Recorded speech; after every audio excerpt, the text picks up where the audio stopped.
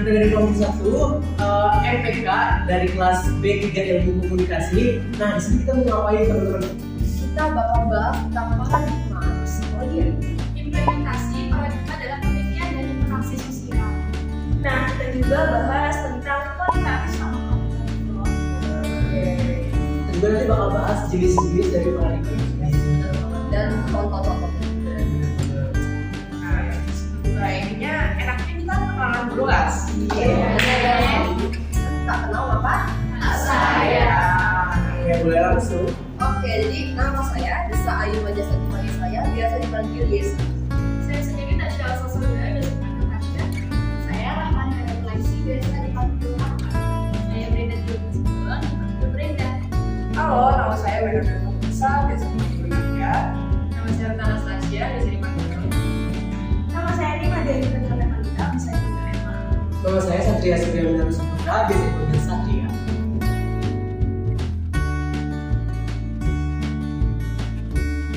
Bisa dimulai aja nggak sih dari pengertian Paradigma. Ya, apa sih paradigma itu? Dia akan dimulai dari paradigma secara umum ini merupakan landasan berpikir mengenai apa dan bagaimana cara seseorang yang dimulai dari aspek pengetahuan sampai penelitian secara konkretnya mengenai suatu hal. Lalu Satya, Jadi menafsirkan paradigma ini teman-teman, jadi paradigma ini adalah sebuah pandangan dari seseorang maupun kelompok seseorang ataupun kelompok masyarakat atau organisasi untuk memandang suatu realitas atau kejadian yang ada di sekitar mereka. Bisa dikatakan juga kalau misalkan paradigma ini dikatakan sebagai set of assumptions and believing counseling, di mana paradigma ini harus dijalankan sesuai validasi kebenaran dan juga diawasi dengan empiris. menarik sih untuk dipelajari gitu ya. Nah, di sisi lain itu ada ini nih, ada pengertian dan pembagian metode dari metode dalam penelitian itu sendiri. Dibagi menjadi dua, ada metode kualitatif dan metode kualitatif.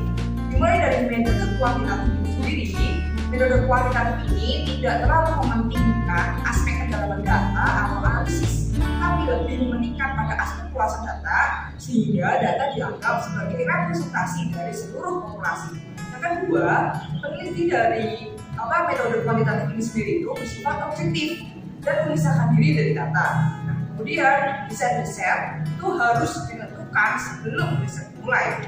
Kemudian analisis data dalam metode kuantitatif ini sendiri itu diuji menggunakan uji statistik, dan peneliti tidak boleh mengikutsertakan analisis dan interpretasi yang bersifat subjektif. Kemudian dalam metode kuantitatif ini sendiri, seperti yang dijelaskan oleh Pak RK, yaitu menguji teori dan hipotesis serta mendukung dan menolak teori.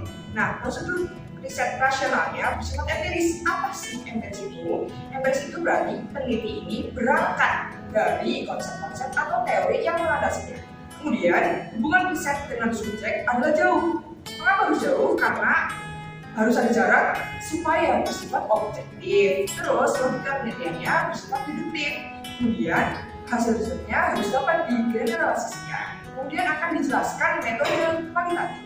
Nah, kalau metode kualitatif itu pengumpulan data sedalam-dalamnya dan lebih mementingkan persoalan pendalaman atau kualitas data, bukan banyaknya kuantitas data. Peneliti adalah bagian integral dari data yang aktif dalam menentukan jenis data yang diinginkan.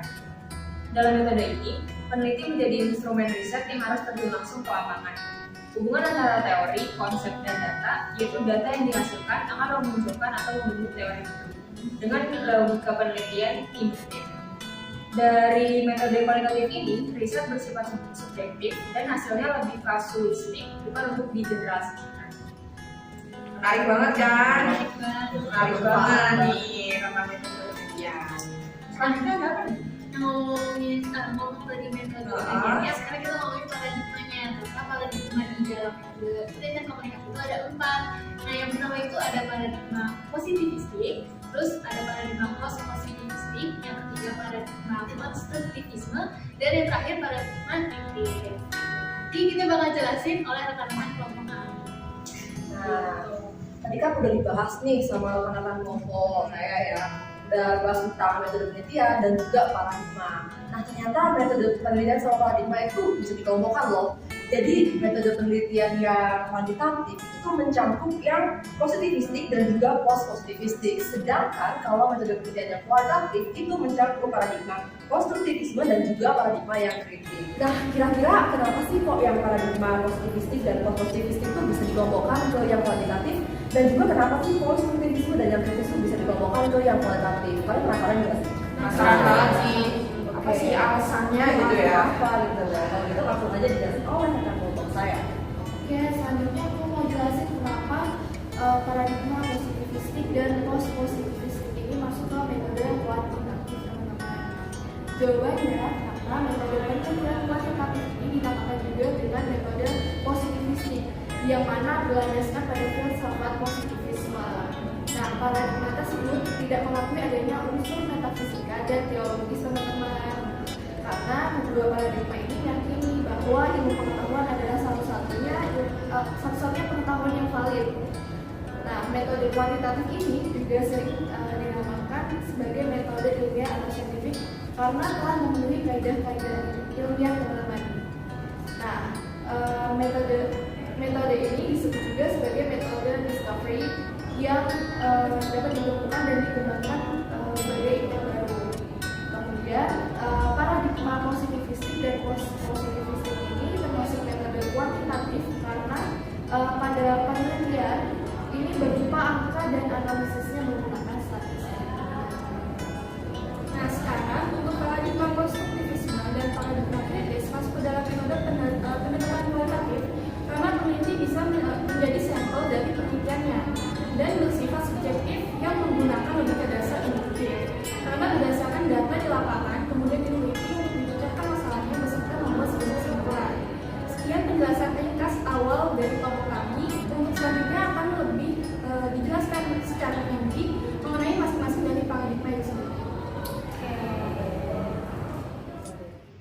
Nah, paradigma yang pertama yaitu paradigma positivisme atau yang akhir-akhir ini dikenal sebagai paradigma penelitian kuantitatif, yaitu paradigma yang sangat berlandaskan pada ilmu pengetahuan yang berdasarkan data-data terdahulu yang bisa digunakan untuk penelitian pengetahuan yang objektif, yang mana sangat bertolak belakang pada metafisika. Nah, contoh dari paradigma positivisme itu misalnya aku masuk di dalam suatu kelas yang semua dosen belum pernah aku temuin sebelumnya. Nah, aku penasaran nih, jadi aku nanya-nanya ke kakak tingkat atau ke teman-teman sebelumnya. Ternyata mereka ngomong kalau dosennya itu menyeramkan atau tidak. Nah, aku dengan menggunakan paradigma positivisme itu harus bertemu dosennya secara langsung untuk bisa menilai apakah dosennya ini beneran killer atau menyeramkan. Untuk yang kedua ada paradigma post positivistik. Muncul akibat dari titik paradigma positivistik dikarenakan post positivistik selain mempercayai adanya realitas eksternal yang objektif, terpolarisir dan dapat diamati secara terpisah atau di luar dari individu atau risetnya. Namun paradigma ini juga adanya prinsip realisme kritis, di mana tidak semua realitas objektif dapat dilihat atau dirasakan secara benar oleh riset karena keterbatasan individu manusia. Dengan adanya perbedaan pemaknaan antara individu yang dipengaruhi oleh perbedaan latar belakang seperti perbedaan lingkungan dan budaya dan sebagainya. Untuk lebih jelas mengenai paradigma post positivistik ini akan dijelaskan oleh Mas Ayu. Contoh yang bisa saya berikan itu dalam konteks analisis macam kritis, yang mana misalnya dalam iklan sebuah produk mewah, penggunaan kata-kata dan pilihan diksi kemewahan, kelas atas dan gambar-gambar orang yang tampak bahagia saat menggunakan produk tersebut, seorang peneliti post positivistik akan mendekati iklan ini dengan pandangan kritis. Mereka akan menggali bagaimana iklan tersebut berusaha untuk mempengaruhi persepsi kita tentang kemewahan, bagaimana iklan tersebut menciptakan citra tertentu, dan bagaimana hal ini dapat mempengaruhi pandangan masyarakat tentang status sosial. Berdasarkan contoh yang saya berikan tadi, pendekatan post positivistik menyoroti analisis yang mendalam, pemahaman tentang pengaruh komunikasi, dan pemahaman tentang bagaimana konteks sosial memainkan peran penting dalam memahami komunikasi. Ini mirip dengan cara seorang detektif dapat memeriksa bukti dan mendalam untuk memecahkan suatu kasus, atau cara seorang kritikus film membongkar elemen-elemen yang tersembunyi dalam sebuah film untuk mengungkap pesan dan pengaruhnya. Gitu. Untuk yang ketiga, kita bakal bahas apa nih? Nah, kita bakal bahas paradigma konstruktivisme. Jadi paradigma ini memandang suatu ilmu sosial sebagai socially meaningful action, di mana melalui pengamatan secara rinci, di mana pengamatan itu nantinya dijadikan sebagai sebuah pengalaman dan nantinya akan menjadi ilmu pengetahuan yang baru. Nah, ya Syah, kamu tahu nggak sih kalau misalkan paradigma ini tuh sangat beda sama paradigma yang lainnya, karena paradigma ini sangat mengeneralisasikan beberapa suatu tindakan-tindakan, tidak seperti positivisme yang mengeneralisasikan data. Nah, untuk contohnya sendiri supaya kalian bisa makin paham sama paradigma ini. Nah, ini tuh bisa dicontohkan ketika seseorang itu di hidupnya belajar sesuatu. Misalnya nih, kalau misalnya seseorang lagi belajar naik sepeda ya. Nah, waktu naik sepeda tuh kan pasti di awal-awal dia masih belum tahu caranya ya. Nah, dia masih kayak belum tahu caranya, masih sering jatuh-jatuh ya. Nah, sering berjalannya waktu, dia pasti belajar gimana sih caranya untuk menjaga keseimbangan, cara yang mengayuh. Nah, dari situ, dari proses belajarnya, manusia itu membentuk pengetahuan dari pengalaman praktis itu, dan akhirnya mereka bisa belajar bagaimana caranya untuk naik sepeda. Nah, itu contohnya. Thank you. Nah, yang terakhir ini ada paradigma apa nih? Kritis. Nah, paradigma teori kritis ya. Menurut Ritzler menjelaskan teori kritis adalah produk sekelompok neomarxis Jerman yang tak puas dengan keadaan teori Marxian, terutama keinginannya menuju determinisme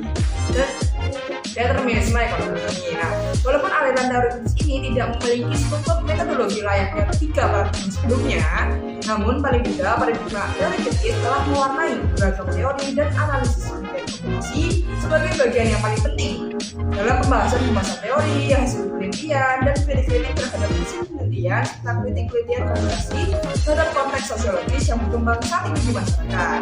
Untuk contohnya bisa dijelaskan oleh Brenda. Ini bisa dibagi subjektif dan objektif. Biasanya di paradigma kritis ini meneliti kayak penelitian gitu, kayak jurnal, wacana berita, kayak gitu. Dalam objektif ini kita biasanya merespon dan meneliti setiap kayak kata-kata atau kalimat yang digunakan sesuai data-data yang terkait.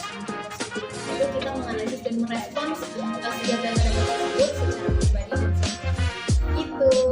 Menarik banget kan?